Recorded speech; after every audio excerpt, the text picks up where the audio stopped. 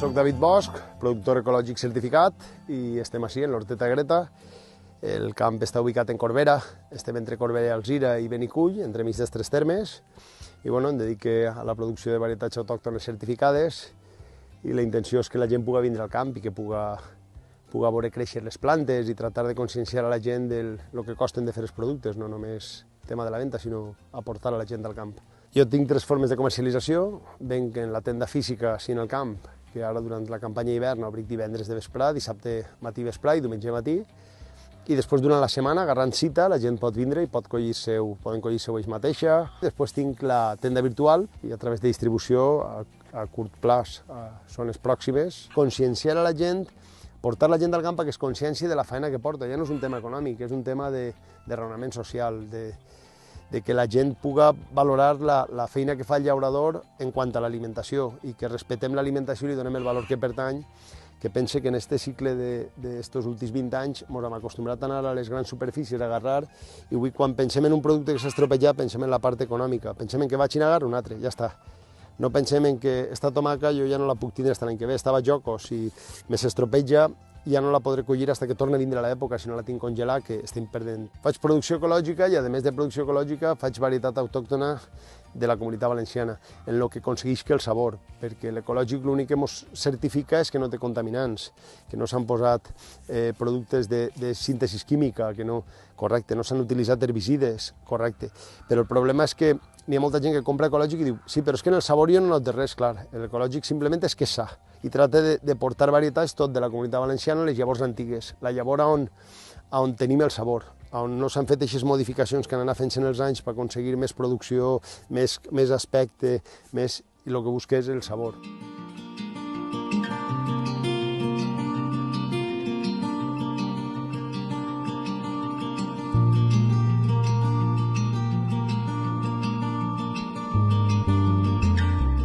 Jo tinc cartells, a través del Facebook sol penjar un vídeo, en plena campanya penjo un parell de vídeos a la setmana, ara estic cada 8 o 10 dies penjant un vídeo, vaig ensenyant a la gent els cultius, la gent li costa vindre al camp, entonces trate d'apropar-los el camp a ells.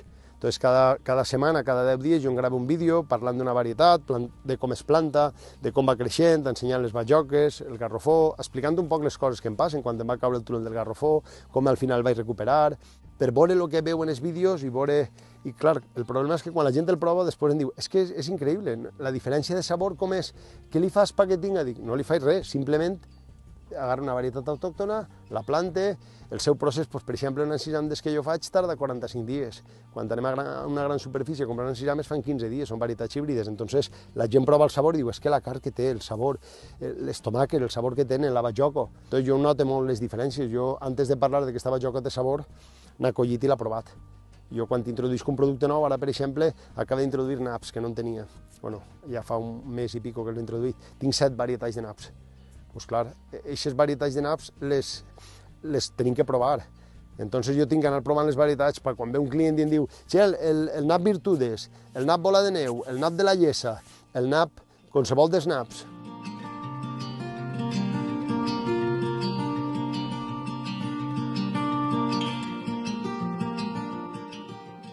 La importància dels cuiners en això és fonamental.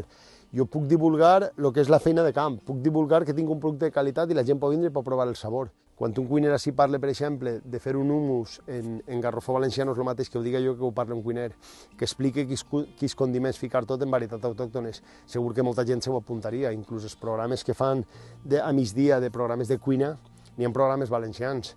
Jo penso que n'hi ha cuiners que haurien de vindre a puestos com este, en aquest programa treure gent com llauradors valencians i fer plats típics valencians i donar a conèixer a la gent plats que es poden elaborar en producte autòcton. Si això parlem de la llavor, parlem del producte i parlem de l'elaboració, estem parlant del cicle complet.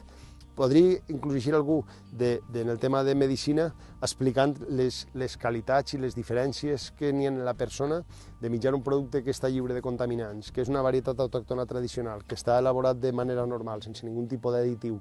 Doncs, evidentment, tot això fa que la gent es doni compte de la importància d'aquest producte. Jo sé que jo estic baix de tota la cadena, sóc el productor, el que converteix la llavor en producte, però després falta la cuina, falta que la gent sàpiga les qualitats que té aquest producte. Tracte de... Ara n'hi ha gent que m'ha parlat de la tabella d'altres productes, doncs jo estic intentant aconseguir les llavors en el banc de llavors per l'any que ve introduir-les.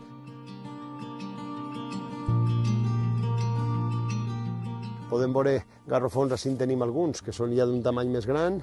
Després tenim garrofons freds, per exemple, si collim el tenim així en fresc.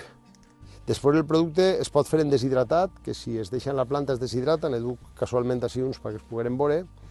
Així duc les tres varietats més conegudes, com és l'ull de perdiu, que és el mateix que, mira, perquè pugueu veure la diferència, si agarrem, per exemple, el fresc que acabem de collir i agarrem el deshidratat, és el mateix garrofó. Clar, al perdre l'aulla es deshidrata i es queda en sec, doncs com les llegums, com un cigró, com la majoria de les llegums quan les deshidraten. I entonces té millor conservació, és el mateix. Com es donareu compte, el color es pigmenta molt més al deshidratar-lo. Després tenim la varietat de la sella, que marca una selleta en un lateral, i després tenim el pintat, el garrofó pintat, que és el que més marca el color morat. I el d'ull de perdiu es diu ull de perdiu perquè diuen que semblava, quan se ho ficaven, semblava els ulls d'una perdiu. Això és important que els valencians ho coneguem, és l'ingredient estrella de la paella. No té res que veure fer una paella en qualsevol d'estos garrofons a fer-ne en el forani, en el del Perú, eixe blanc que compren congelat, que es converteix en farinós. No vull desprestigiar l'altre, ni molt menys, però hem de donar-li el valor que pertany. Els nostres avantpassats ens deixaren, ens han deixat un gran valor, que l'hem deixat oblidat en un caixó i crec que l'hem de posar en marxa.